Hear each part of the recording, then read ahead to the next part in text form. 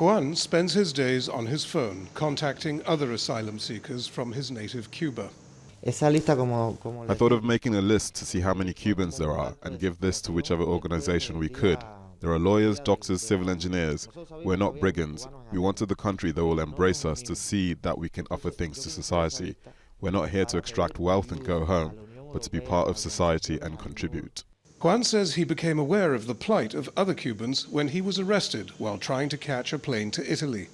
The walls of his cell were covered in graffiti opposing the communist regime in Havana. Cubans have been arriving in Greece since food shortages led to unrest and a violent crackdown in Havana last July. The US border is closed to them, so they fly to Russia visa-free, then to Serbia and walk to Greece. Many pay about $9 a night for a bed in a flat, but with their money running out, they sometimes find themselves on the street. Juan's friend Carlos managed to find a week of work in construction. I have 11 euros on me. That's all that's left from the week I worked. There are 9 children. Juan and I pooled our money and bought milk and other groceries for them. We are part of a group where everyone helps each other.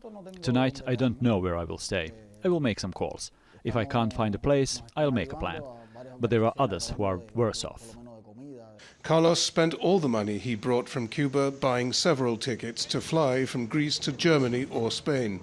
Police foiled all his attempts to get there. Cubans could apply for asylum. That would entitle them to a rent subsidy and monthly cash allowance. But they would have to have registered at a reception center, like those found on the East Aegean Islands, the usual entry route for refugees. There was no such center on the North Macedonian border, where they entered Greece. So their only option now is to apply online. Even that is difficult, says Vasilis Papadopoulos, who runs a legal aid charity for refugees. There are not even Spanish interpreters, because this is a new refugee wave, let's say.